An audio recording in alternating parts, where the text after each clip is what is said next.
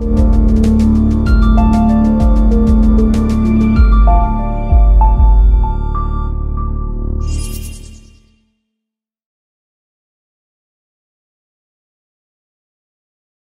like to introduce our plenary speaker this morning. I had the privilege of meeting Dr. Seager on the set for I believe it was a National Geographic Channel program called Evacuate Earth or Exodus Earth. I've forgotten exactly what it was. And it was a program that was talking about what would we do if we found out we had 75 years until the Earth was going to be trashed. And we had to try to save humanity. And Sara was talking about, well, we might go to these places and the status of exoplanet research. I was talking about how we might get there. And it was awesome to sit and listen to the interview. We've corresponded a few times, and I was very, very pleased she accepted our invitation to be our lead-off speaker, our plenary speaker. Sara's at MIT. She earned her PhD from Harvard and is now the class of 1941 professor of planetary science and a professor of physics at MIT. She was a 2013 MacArthur Fellow and was named in Time Magazine's 25 Most Influential in Space in 2012. Sara's going to give us a talk about where we might go if we decide to go interstellar. So, Sara?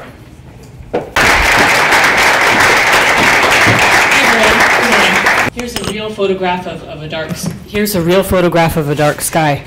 I don't need to tell you that every star in the sky is the sun, and that if our sun has planets, we naturally expect other stars to have planets also, and they do. What you might not know is that astronomers have found in the last couple of decades that, statistically speaking, every star in our Milky Way galaxy should have at least one planet. We know of thousands of planets. We know that small rocky planets are common, and I'm here to give you a bit of an update. But I can't stop thinking about this thing that happened to me last week. I was being interviewed by a third party for a consultant job, and this person I don't know if he had ever heard of exoplanets before. And he sat down after I told him a bit about it. He said, because the consulting job was in something else, not in exoplanet research. Unfortunately, we don't have consulting jobs there. And he said, this is a problem because in my religion, this person, he said, I'm a devout Catholic, and in my Bible it said that God, I'm not going to talk about religion, but just for an introduction, he said, mine says God created heaven and earth, not like other earths, just that earth. And I think he wasn't going to challenge me, but he didn't understand what I was trying to say. Do I believe in aliens? Do I believe in other earths? And I just didn't say that. I said, look, here's the deal. We know of thousands of exoplanets. Each generation of space telescope gets better and better at seeing smaller and smaller objects around bright stars. We know that small planets are out there. We haven't been able to identify any as an Earth yet, but that day is coming soon. And he just was shocked at this. And one of my other friends and I, we call it the awakening, that all around the world now, whether you're religious or not, people are taking exoplanets more and more seriously. And we went from a field of being a real giggle factor to being so serious now that no one can really question that planets are out there and that we're on this path to finding another Earth. And I'm here today because I actually believe what Les said at the beginning, that all of you here and all of us, we're laying the foundation for future generations to go to the stars. And I'm here to tell you about the status for the search for the planets where someday we will go to. Okay, here's what I'm going to talk about. I know I'm not going to get through all of it, but I have one cool thing to show you to get started with. And that is about the planets and where they are. There's a really great software. I hope after this, well, not after this, but tomorrow or when the conference is over, you'll all download this software. It's called Eyes on Exoplanets.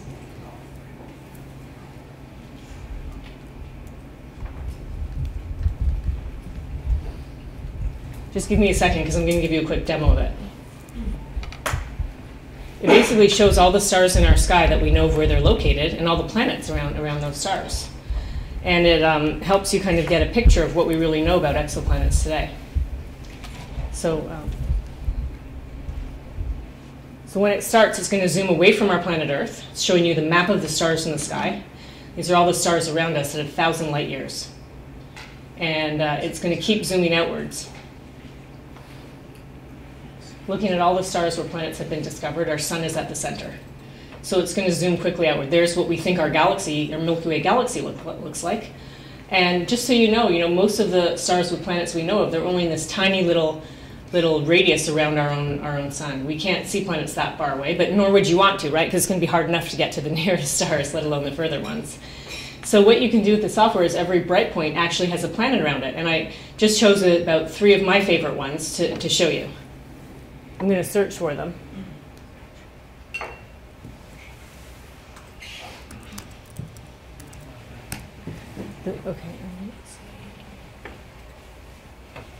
Okay, the first one I searched for is a sun-like star. It's smaller than our sun, called HD 189733. And now it zooms into where the actual star would be. By the way, can we dim the lights a little here? Because I don't think we can see it as clearly. So it's showing you the planet's orbit, and it...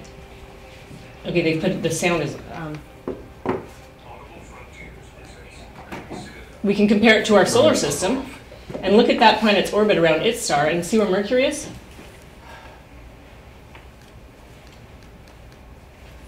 There's Mercury, and this planet in here is, you'll see it when the lights are dimmed, or maybe you can just turn them off for a moment. This planet is several times closer to its star than Mercury is to our sun. It's unbelievable. This is a Jupiter-mass planet. And this software here will let you, I like this one here, how long to travel here.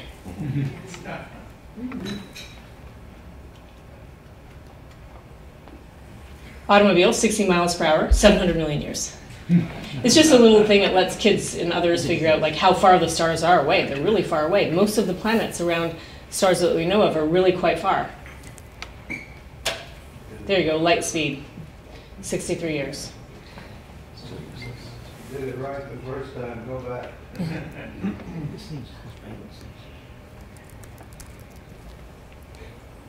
Okay, the next one I'm going to take you to is called Kepler 11. Have you all heard of the Kepler Space Telescope? Oh, yeah. Oh, yeah. Okay, great. So here's Kepler 11. And what it's going to show you is a number of planets, 6 planets orbiting their star.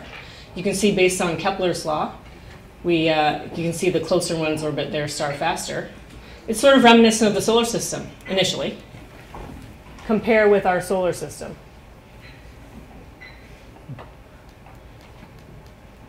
Look, this is Venus's orbit here. So this system has 6 planets interior to what would be Venus's orbit, and 5 of them are interior to what would be Mercury's orbit. We call this one a compact multiple object system. Compact multiple planet system. It's just actually the selection effect is to find planets that are close to the star. It's harder to find ones that are further away for a variety of reasons. And it's incredible to me how diverse exoplanets are. I only showed you 2 actually so far. This really hot Jupiter, and I showed you this compact multiple system.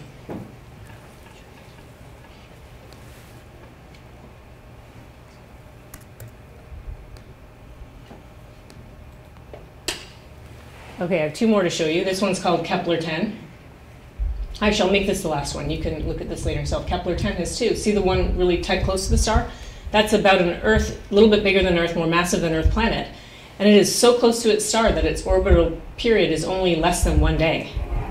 Let's speed this up. Okay, that's Now we can Leave it. Good. Don't turn it Leave the cat lights Okay, down. I'm going to too. have to go back and do another couple of seconds. So you should definitely leave the lights down. Look at that. Less 0.85 day orbit in that Earth, hot, we call it a hot Earth, hot super Earth.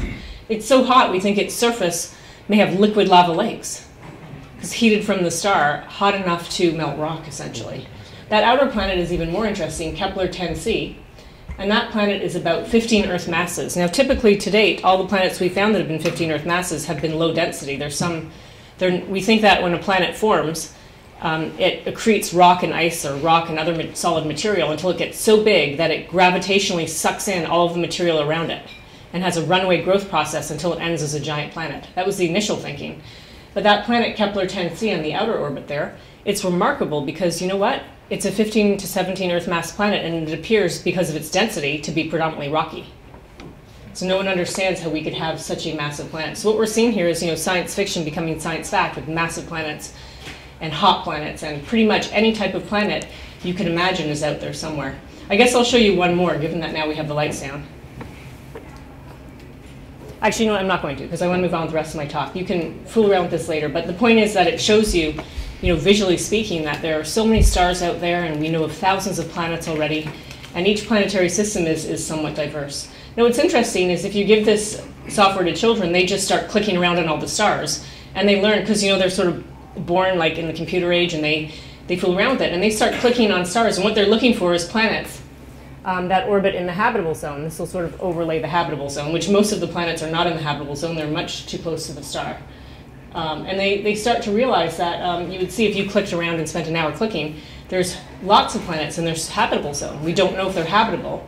But the fact to me is amazing that people growing up today, to them exoplanets have always been out there. And even planets in the habitable zone now are something they're just taking for granted.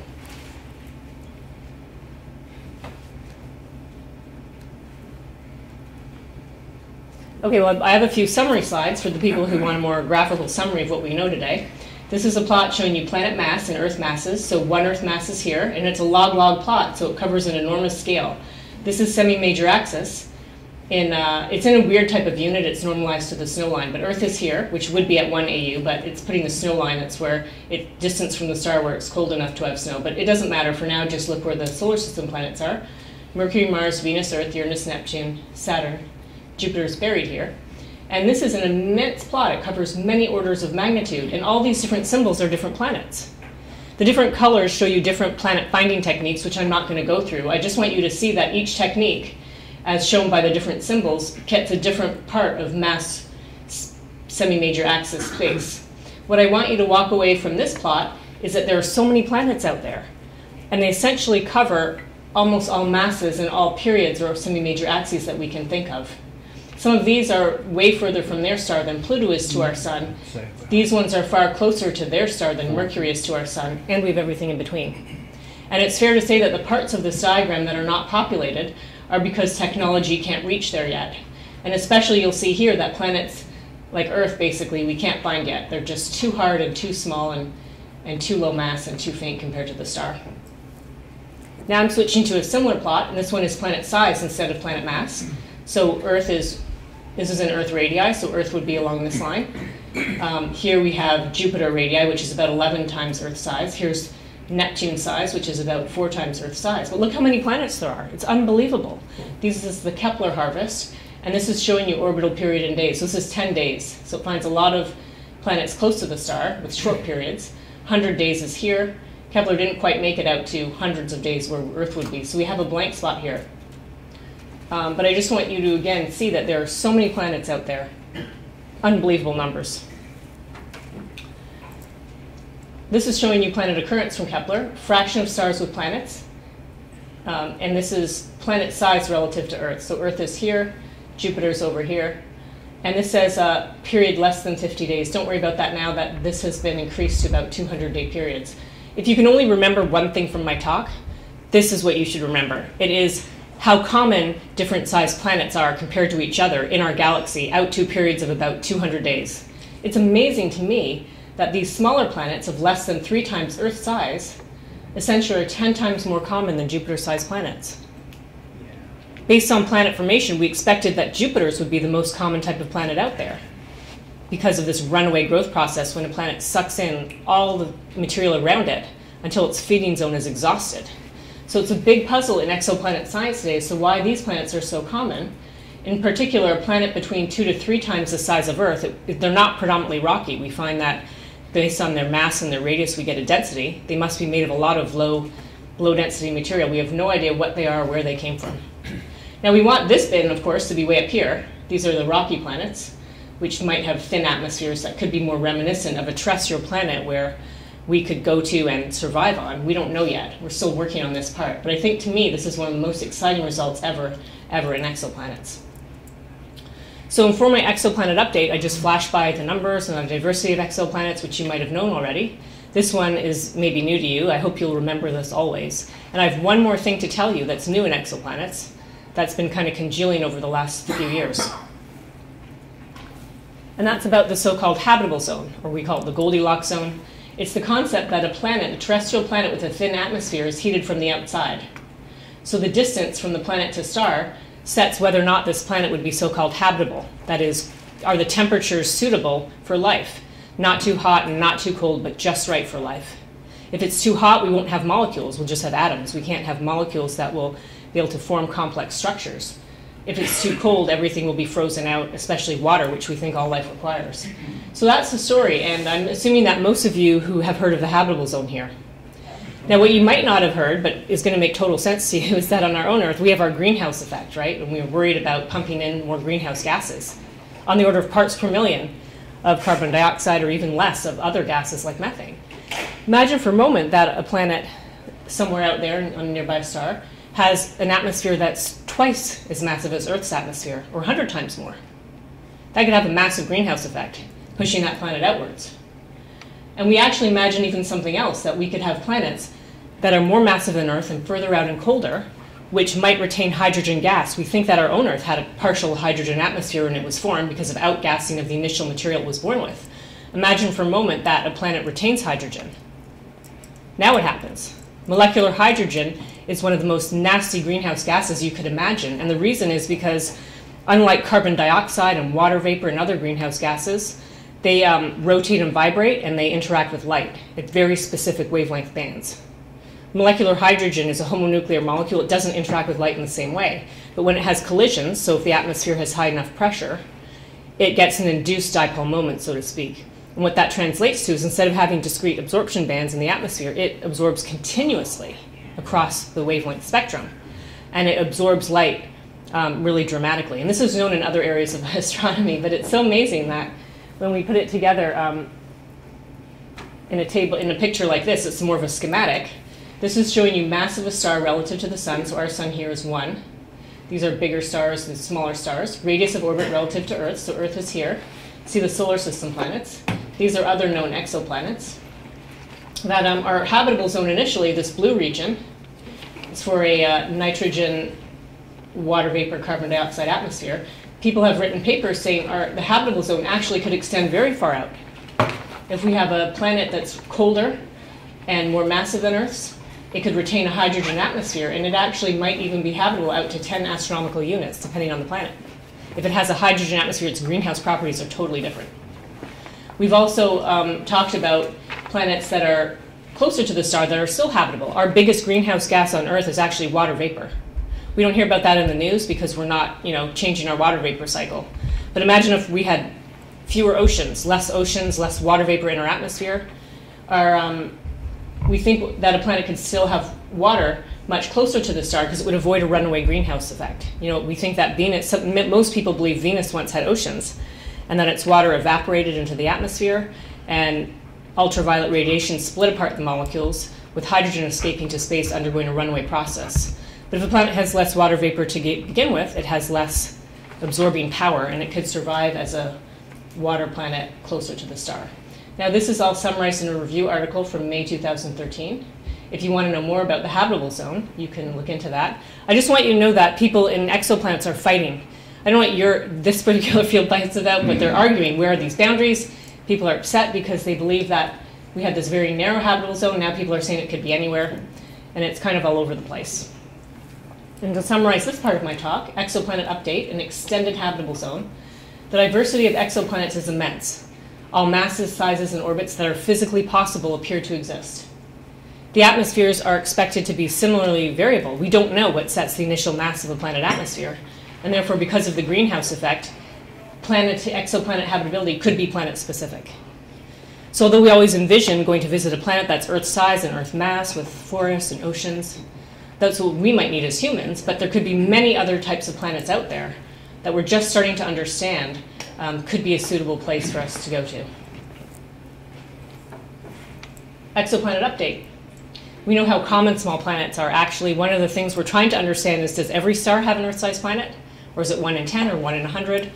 We're trying to get a handle on that. The numbers are still kind of all over the place. Earth-sized planets and habitable zones of sun-like stars could be between about 5% to 20% of sun-like stars could have an Earth-sized planet. We're working on that number for a variety of reasons. We don't have it measured exactly. We have to extrapolate. For very small planets, small stars rather, the number is more like 15 to 40% based on Kepler data. Okay, how and when will we find another Earth? So what I'm going to do here is tell you about two different ways we're going to do it. One's a kind of shortcut way, and that's what we're going to do first. It's sort of ongoing right now, and our shot of finding another Earth, depending on how we define Earth, could be coming up really soon. Just to remind everybody, we're not going to be getting the beautiful Apollo image of Earth. We're going to see this. This is also a real photograph. This is taken by the Voyager 1 spacecraft at 4 billion miles away. And Earth would just be literally 1 pixel, 1 pale blue dot. And this is scattered light in the camera optics of Voyager 1. But actually, to me, I like it because it represents what we'll see if we are able to see another planet. We think we may see as exozodiacal light belt. Like our own Earth, our solar system, we have asteroids that collide and they create dust, and it will make this very reflective light. So the problem we have at hand is quite an immense one, because even though we're not aiming for this, we're aiming for this. This pale blue dot here would be right beside a very, very bright object, a sun. And our sun is 10 billion times brighter than Earth. So to find the Earth, we actually would need to be able to block out the starlight and to be able to see the Earth directly. And we have an analogy for that. We call it, people want to, it's a firefly analogy. And so the funny thing was a number of years ago, I consulted for National Geographic, and they tried to take a real photograph of the firefly analogy. That it's like finding Earth is like looking for a firefly next to a searchlight when the firefly and searchlight are 2,500 miles away. But I'm guessing you know that with a camera you can't take a picture of 10 billion dynamic range. And so they couldn't take the picture, but they rented the searchlights, look. And they tried to put the firefly there, and they were unable to. You can tell, I hope, it's fudged, right? But the thing about this was they came back and they said, you know, they were very excited. They said, we can't take the photograph of the firefly beside the searchlight, it just won't work. But we've discovered that we can take a picture of the firefly in front of the searchlight, blocking out the light. And this was so amazing to me because independently they had discovered a new type of planet finding technique that at the time was ongoing, and it was called the transiting technique. And just for numbers, you know, Earth is 10 billion times fainter than the sun.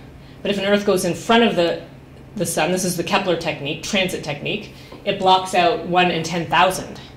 It's not as bad. It's still a tiny number. If we think of a big Earth transiting a small star, that's only 1 in 1,000. And 1 in 1,000 puts this within reach today. I have this, I know you all know what the transit technique is, but in case there's someone here who doesn't. You can see this is Earth-Sun size, just to give you a perspective. Planet going in front of the star, we don't spatially resolve any stars like this. You can see here what we see instead is the planet star brightness is constant with time, a drop in brightness, and then when the planet finished transiting, it comes back out. And I just want you to know, those of you who've heard of the Kepler telescope, what you might not know is that, you know, Kepler has a data pipeline. It's looked at 150,000 sun-like stars. It sees a lot of these squiggles. Not all of them are real planets. And it's like 10,000 people hours per squiggly line to actually tell if it could be a planet or not. An immense amount of work goes behind each of these little light curves. Nonetheless, this is the best way we have for finding small planets right now. And the whole goal now is to go towards finding another Earth with the transit technique. Now, why this is so necessary is because, you know, we can find lots of planets and get their size and mass, but Venus and Earth are about the same size and mass. We need a way to discriminate between a Venus and Earth, and the only way we know how to do that is to look at the planet atmosphere. And this transit technique is open to looking at planet atmospheres. And by this cartoon here, what I'm trying to show you is when a planet goes in front of the star, as seen from the telescope, the blue represents the atmosphere. Some of the starlight will shine through the atmosphere. How many of you have heard about this? We call it the transit transmission technique. Okay, well, I want you to know that we've studied, in terms of the hot Jupiters and hot Neptunes, about 5 exoplanets we have what we would call a detailed spectrum of, and I'd be happy to show it to you at lunch or in a break or later on. And we have another few dozen exoplanets where we've measured their atmospheres, where the planet goes behind the star, and we're looking at the combined light of the planet-star system, and then reappears. And so basically we have that, and the transit technique is really our first way that we can, you know, without blocking out the starlight completely, we can actually do this. It's within our purview to move to the next step to look at smaller and smaller planets. So that's the first way, and I'm only going to tell you one more thing about this, but you know, overall, we're going to try to look at transiting planets, transiting super-Earths. And you know, we have stars of all sizes. Here's our sun. Imagine that some stars are really this big, red giant, very old stars that evolved from stars of less than 5 solar masses, a big, massive blue-white supergiant. But we also have these smaller stars, red dwarf stars.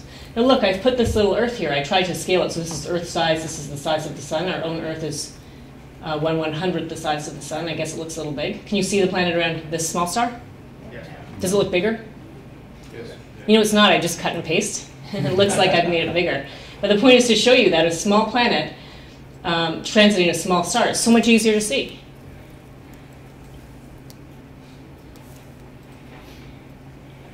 Now, so those are the easiest stars, small stars, to find small transiting planets around. And if you look here, it's a schematic of the habitable zone. Around a sun-like star, it's at some given distance. Around a small star, the habitable zone is closer to the star because the star gives out less luminosity. So the first search for an Earth 2.0, it's not, maybe we should call it like Earth, Earth 2.5. Like it's a different type of planet. It's a planet orbiting in the habitable zone of a small star. Now, instead of going into more detailed, description of what we do, we make computer models and we try to understand the atmospheres and we interpret the data. I will actually take you on a virtual tour to one of these so-called habitable Earths. Okay, so this is an artist's conception of what a planet might look like, an Earth 2.0 around a small star. Now, one thing you see is that the star, or the sun, is so big in the sky because the planet is so close to the star. This artist has shown the concept of other planets in the same system. One looks like a moon, one is transiting. They've taken the artist's license to make a colored sky. Now, if you were around this small planet transiting a small star, the habitable zone is so close to the star that people think the planets will be tidally locked. They'll show the same face to the star at all times, just like the moon does to Earth. And what this means is that, technically speaking, your sun, your star, would be in the same place of the sky at all times.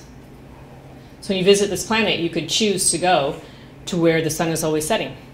Or for the astronomers, they would go to where it's always night. You go where it's always daytime.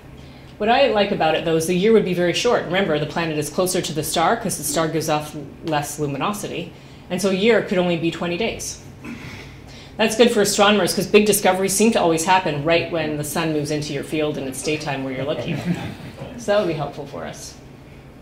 But on the other hand, thinking of visiting one of these stars, planets around these small stars might not be such a great idea because of stellar flares. Many of these M stars are active. We're trying to search and see, is there any such thing as a very quiet M star? They tend to have more flares and more activity. Maybe that life can only survive on the dark side, where it's protected from the solar rays. Maybe only subsurface. I'm not really sure. Now, other people complain about these small planets around small stars. They say, well, the planet formation timescales of water delivery, they think nothing will ever work out. But I'll tell you one thing is that looking at the most favorable star type, a small star looking for the most favorable type of planet, a big Earth transiting a small star, using the most favorable planet finding technique, that's all within our purview right now. The shortcut to Earth 2.0 is super Earth transiting a small star. And I'd like all of you to know that there's an MIT-led NASA mission called TESS. It's a $200 million Explorer-class mission. It is basically going to launch in 2017. There's no new technology, only one deployable, these solar panels. It's got very glorified, specialized telephoto lenses with giant baffles. It's going to look at 90 degrees by 30 degrees patches on the sky at one time. It'll look around the whole sky, looking at millions of stars for transiting planets. Basically, the main exciting thing about the TESS space mission is it'll look at the closest 1,000 M stars for transiting planets. And we'll be able to look at their atmospheres with the James Webb Space Telescope after it launches in 2018. Okay, so just for you to know and something for you to walk away with, how will we find another Earth Part 1? We'll use transits, the most favorable planet finding technique. We'll search small stars with habitable zones close to the stars. We'll consider super Earths. When? Well, the TESS will launch in 2017. It's a 2-year all-sky survey. I just want you to know this. I got to say this with a bit of a grain of salt here, but I don't think anyone could have told you this before this year or last year. If an Earth exists around a small star, we have the capability to find and identify it by the very early 2020s. Yes? I'm sorry, how close? Close to here? In other words, yes. What range from Sol? Hundreds of light years. Okay. So you're not talking about doing a comprehensive all-galaxy survey? No. Okay, got it. All-sky survey for the brightest stars. It'll focus on bright stars, but it's still far. Okay. So I don't have too much time left because I want to make sure I left 10 minutes for questions, and now I'm going to get to my absolute favorite part of my talk. And this is my reason for existing for, let's see, an 18-month period until the end of January. But the point is that transits are only the first part of a long story. They're limited to planetary systems with a fortuitous alignment. Okay, the transit planet has to be going in front of its star as seen from our space telescope. But stars have all orientations. We know that, and just the way they form is random. They collapse out of a big sphere to a disk. How and when will we find another part 2? Now here again, Okay, the problem is the star is so bright. And we can imagine putting a big screen in the space and blocking out starlight and see planets directly. That's what we'd like to do. We have a problem with diffracted light. That is, a point source star, if we put up a big screen in space that's a circle, or if we have a perfect telescope, we actually end up getting an area ring pattern. For those who've forgotten, like your physics, we make this equivalent to like dropping a pebble in a pond. You get waves. Light waves are similar. And that first ripple is 100,000 times brighter than the planet we're looking for. But what if we could make our screen in space a very special shape? Like this, mathematically worked out to this star shape, which people have actually thought about since the 1960s. Well, in that case, what you'd see is you would get a very, very dark area.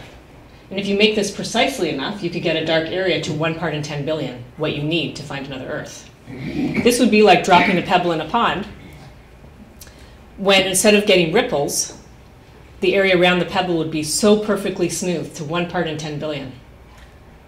And all the ripples would be pushed out to the edges. It's almost like you push the waves out to the edges. And this is something that's ongoing right now. And the next, in the sort of this 18-month period, NASA is sponsoring 2 studies about how to block out the starlight using a special shape. This could be inside the telescope, that's called XOC for coronagraph. It could be outside, like a giant screen, XOS for starshade. These are small telescopes between 1 and 2 meters. They're not our first choice, but it's what can we do in the next decade for direct imaging from space, given that transits are rare and we really want to go after the sun-like stars.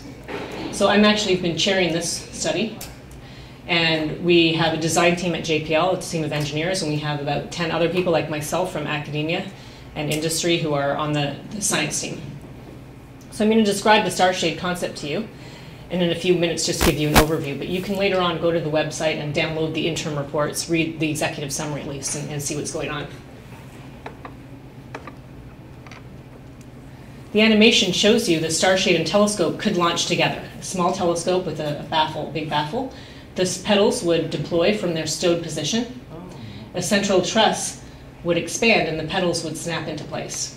They have to be very precisely made to hundreds of microns, and they have to deploy to a millimeter relative to each other. The starshade would have to fly very far from the telescope because of diffraction. Essentially, it has to create the right type of shadow for the telescope to see planets in. Actually, it would have to fly tens of thousands of miles from the telescope. Vertically, it would have to line up to hundreds of kilometers. Laterally, it's about meters. There's a very special shape in this animation showing you an Earth and Jupiter. It's from JPL. Now, you may have heard of the starshade. Wait, have any of you actually heard of the starshade? Okay. You might not have heard of the latest that's been going on. And here you see a technology demonstration with the petals. There's 4 of them, have been stowed, and now they're passively unfurling. What you won't see is there are these longerons that snap into place, rigidizing the petals. They're made of partially flight-like material, carbon fiber. Now they're unfurling passively. This central truss, which you also saw in the animation, is actually left over from building large radio deployables in space. So this actual deployment mechanism has heritage. Dozens of things have been launched that unfold in the same way. The petals are new. Now you can see the second stage where the petals unfurl and snap into place. I always get asked why are there people in this movie, and the point here wasn't to show automatic deployment, but rather that deploying it over and over again, 25 times, the petals land in the same position relative to each other. In order to control diffracted light to 1 part in 10 billion, everything has to really be just so and precisely made. And here's the latest picture from JPL from a half-scale truss. See how this is much shorter here? They made it shorter so it will, fit better. Now, I'll just say one more thing about the starshade, and that is that because we can never develop an end-to-end test in the lab, right? This may ring a bell for you folks, but you can't actually build the whole thing and test it on Earth. It's impossible. Here we divide it into 2 parts. One is demonstrating that we, I don't mean me personally, but we meaning the community, can actually build and deploy, show that the deployment works to the required tolerances. Okay, that the petals can be manufactured to the required width and maintain their shape, and that they can deploy repeatedly to their actual positions. And there's a lot more on this in the report and in the literature. And the other thing we have to do is demonstrate that the math works, that we understand the shape of the starshade. And to do that, there's subscale testing going on. That means you make a small starshade in the lab, and test it to see that you can reach the contrast required. We're not quite there yet. It's around 1 part in 10 to the 10 has been reached, but just monochromatically. And the other thing that's been done is testing in the desert, 1% scale, a star shade about this big, and going at like 3 kilometers distance, where you have a light source, a detector like a small telescope, and then the star shade. And that's what's showing you here. This is the 1 meter across star shade. I haven't been out here, but this is the desert out in Nevada. And here you can see the light source. Here's your detector. You can't see the star shade in the middle. So I just wanted you to know that the star shade is what I think actually is our most closest opportunity to find another Earth with a small telescope. How will we find another Earth part 2? We have to go to space to get above the blurring effects of Earth's atmosphere to block out starlight and image the planet directly. We actually have the potential to build, so we're not just working science, we actually have to work politics also. And there's a telescope going up called AFTA-W First. It's the 2.4 meter NRO telescope. And that telescope actually, what we're trying to do is figure out how to make that and every single space telescope that gets launched starshade ready. It needs to have a guide camera so it can see an LED and a laser from the starshade. It needs to have a communication system so it can communicate directly with the starshade for closed loop formation flying. And that's what we're doing. We're trying to figure out what it takes to get AFTA-W First starshade ready so that later on we can launch a starshade that can rendezvous with the telescope. And with this setup, we'd have access to about 24 sun-like stars. And just like I said before, again, if there's an Earth, we'll be able to find it. I'm going to summarize my talk now so I can leave some time for questions. The search for Earth 2.0.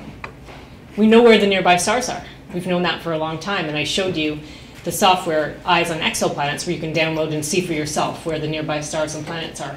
We know how common small planets are. We know it's not 0. We know that between 5 to 20% of stars like our Sun will have a planet the size of Earth in the habitable zone. We know what kind of planet we're looking for.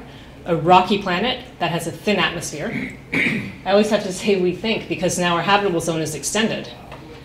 We know how to find a planet like Earth. I skipped that part of my talk, but it was via spectra. And we're developing the required space telescopes. So the thought I want to leave you with that you may not be able to get anywhere else is that, I will summarize it one more time, but when we're looking for a transiting super-Earth around a small star, that's happening now. Test spacecraft is being built. We're going to find transits around the nearest M-stars, and we'll look at their atmospheres with the James Webb Space Telescope. We have to get really lucky to be able to find and identify a planet that might be like Earth. Every one of the stars, if all of the M-stars have planets, and they all have planets in the habitable zones, and all of those have life on it, and half of that life produces spectroscopic signatures we can detect, we'll have our first shot at finding another Earth with water vapor and signs of life on it in the next decade. I talked about the starshade being the most, I didn't explain why, I can tell you in the Q&A, it's the best chance we have with a small telescope to be launched to find another Earth. And even in that case, it's the nearest handful of stars, the nearest dozens of sun-like stars we'll have to search. And that's what was in our purview today.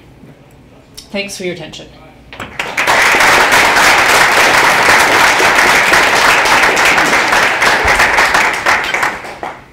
We have time for some questions. Yes?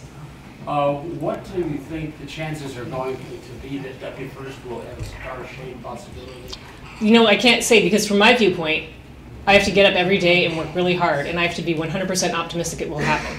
I will say there's a growing interest in the star shade because what happens is for a small telescope, remember Astronomy 101? Your telescope does the angular resolution, it separates the two objects.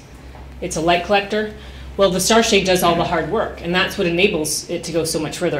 Right now, if I just say my own personal opinion, I'd give it an 80% chance of being star shade ready when it launches. Yes? Your star shade looks, from a mechanical point of view, extremely complicated. Okay? And whenever you get complication like that in anything that's going to be stored, then used later, inevitably messes up eventually.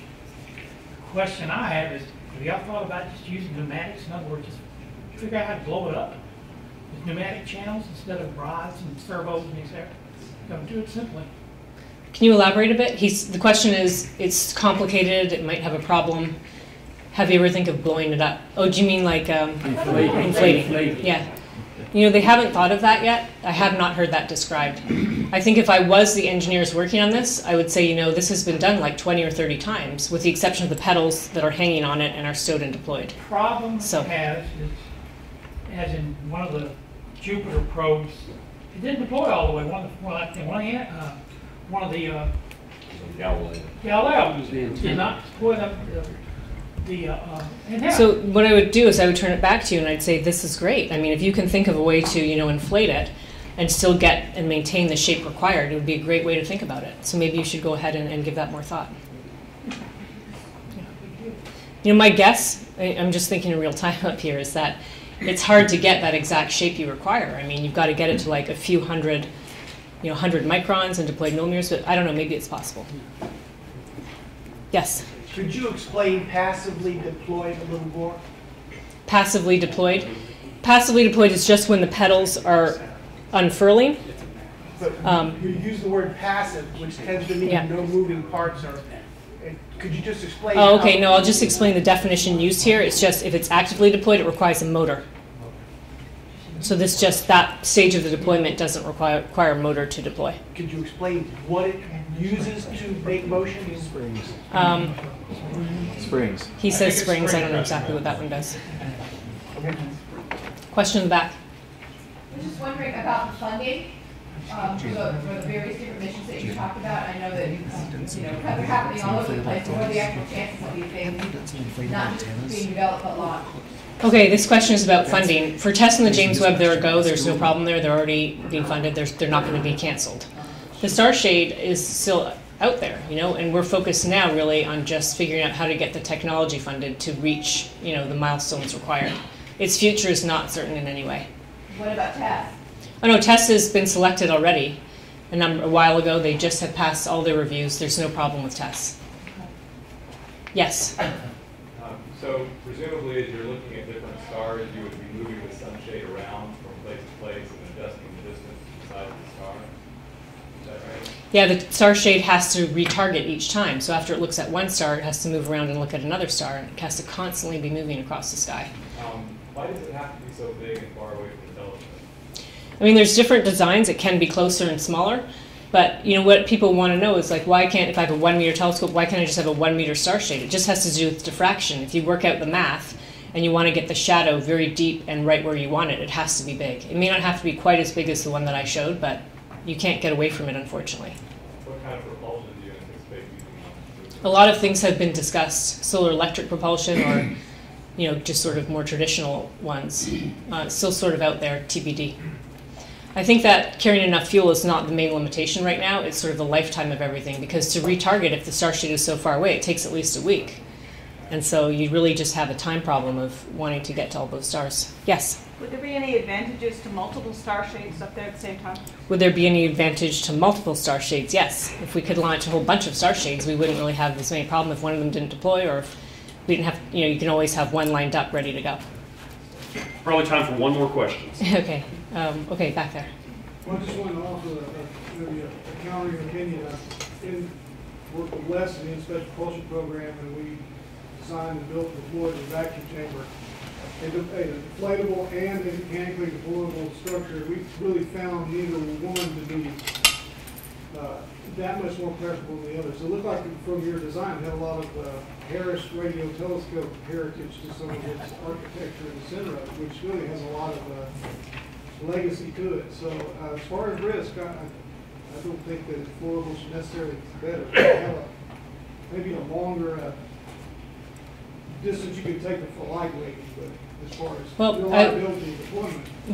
Thanks for that support for reliability. I'll just have the final word and say it's so hard. Like, I appreciate what you said. Like, it's so hard to find another Earth, the 1 part in 10 billion contrast for sun-like star and Earth analog, that we don't know what's going to work. Ideally, we would, if we could, support all ways we could think of and move all of them forward until we find the one that works, and hopefully there's more than one.